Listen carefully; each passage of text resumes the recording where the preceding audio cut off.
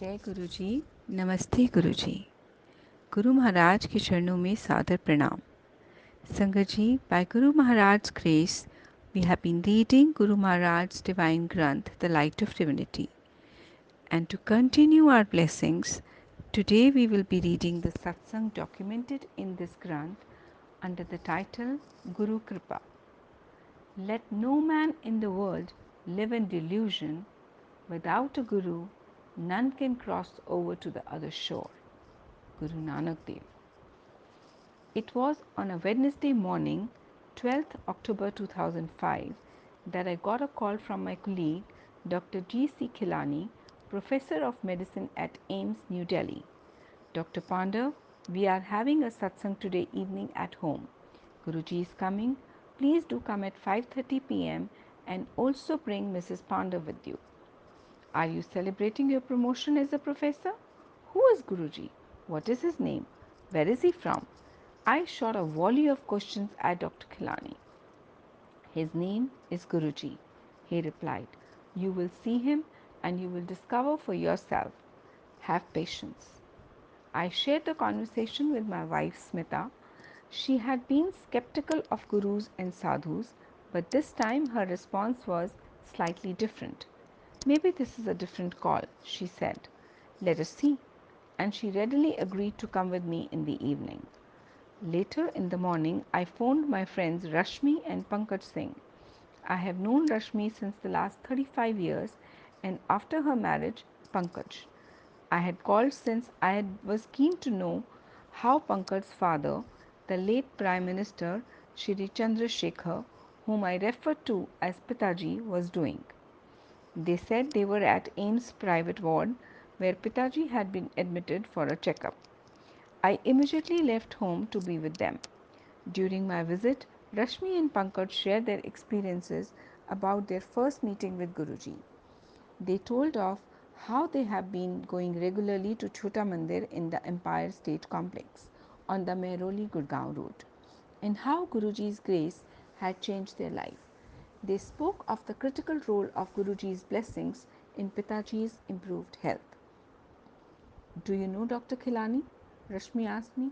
I wondered aloud why she was asking me this question today, since his name had never cropped up in any of our conversations. Rashmi said, Oh, we are going to his house in the evening for a satsang. We have to take Guruji to his house. I impatiently asked her, Who is this Guruji? What is his name? She said, Be patient. You will discover for yourself in the evening. I am narrating this conversation in detail to point out that there is a time for your call. One can get Guruji's darshan only when he wills. So that was why on the same day we got Guruji's messages from two friends. This is your time to have Guruji's darshan and be blessed. And I would like to remind the Sangat collectively and individually that we all are truly blessed to have Guruji's darshan, his grace and his blessings. Let us acknowledge it and be grateful for this opportunity of a lifetime. I told Smita of my hospital visit, and her eagerness for the evening satsang grew. We could not keep ourselves tethered to the house for long and reached Dr. Khilani's house by 5 p.m. We were one of the first ones to come to his house. After a while, we saw Rashmi and Pankaj escorting a handsome young man wearing colorful clothes down the stairs to Dr. Khilani's house. He walked in quickly and was ushered to the large ornamental chair in the hall. We had guessed that he was Guruji. As we approached to take his blessings, Rashmi introduced Smita and me to him. Guruji looked at me and said immediately, Doctor, tusi baar jao. Doctor, please go out. I took his words literally and whispered to Smita, let us go out of the hall. I think Guruji doesn't want us here. We started leaving the hall. Rashmi immediately called us back and interpreted Guruji's words. He wanted us to say abroad and not in India. We had a bright future and career abroad, she said. We were very relieved and came back and sat at Guruji's feet. There were approximately 250 to 300 satsangis at the venue. Most of them were first timers and they were my medical colleagues from AIMS. At Guruji's behest, his old disciples were sharing experiences.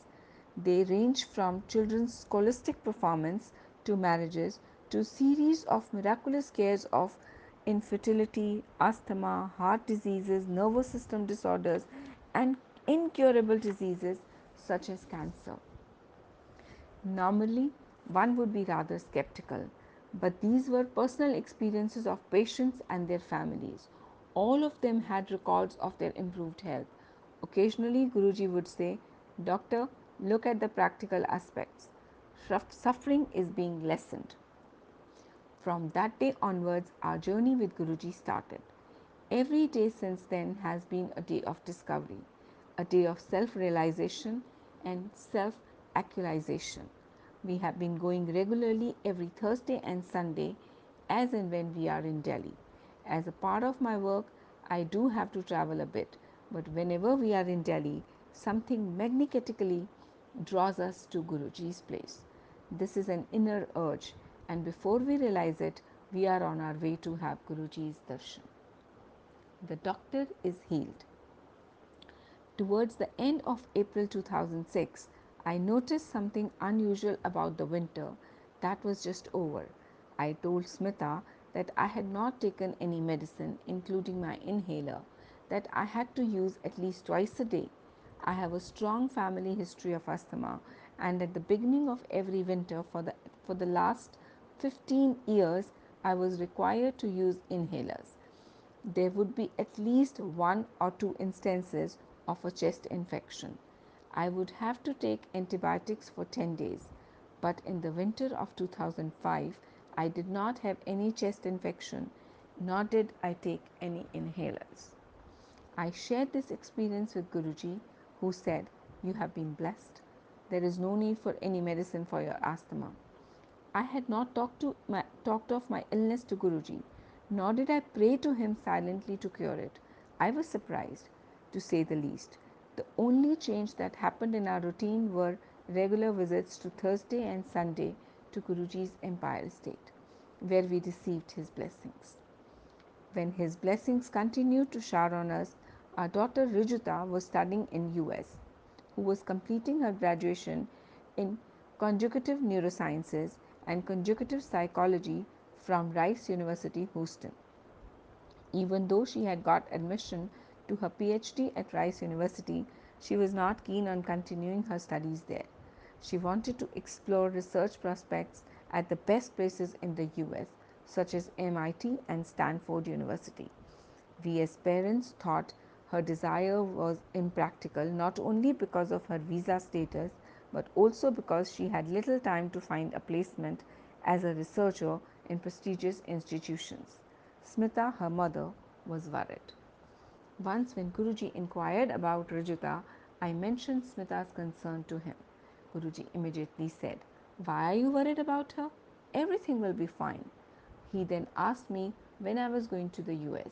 I was in fact planning a trip to be present in Houston for her graduation in May 2006. It was at that time when we visited Rijita, and both of us were witness to the series of events that happened as a result of Guruji's blessings.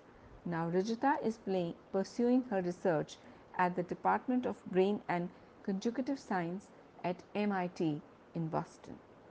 After having been to Guruji, we are trying to understand the various events and experiences of devotees that we have heard about, as well as those we ourselves have experienced. What is that experience that we experience with Guruji? That healing power of prayer which the Sangat listens to, the power of connectivity, the prasad in the form of langar we have every day, the personal blessings of Guruji to everybody. All experiencing rejuvenate physical health no matter how tired one is before. After the satsang, everyone is refreshed enough to start a new day, even at late in the evening. Most importantly, there is no discrimination. Everyone is equal in Guruji's Darbar, rich or poor, Prime Minister or peon, man or woman, village or city dweller, Indian or foreigner. There are no rituals or restrictions to be followed. and nothing is expected in return from the satsangis, only total surrender. Have faith in Guruji, and faith is nothing else but belief without reason. Guruji is guiding all of us to be better persons and evolve as better human beings. To give one instance, many of us have experienced that our ego has started dissolving after coming to Guruji. Our attitudes are changing. We look at the same events from different perspectives and in the process gain peace of mind, thus differentiating between our need and our greed. Guruji has reinstituted our faith in doing good deeds. We are fortunate to be Guruji's disciples. We have also realized the values we live by are worth more than when we pass them on. In our own humble way, we are sharing our experiences with friends and colleagues. Our journey is continuing. We owe all this to Guru KRIPA, Guruji's blessings. Shukrana Guruji. Sangatji, this satsang is documented as Satsang of Dr. Chandra Kant Pandav, formerly Professor and Head of the Center of Community Medicine, AIMS, New Delhi. While reading the satsang, I must have made a lot of mistakes. So, from Guruji and all of you, with folded hands, I seek forgiveness. Thank you, Guruji. Shukrana, Guruji.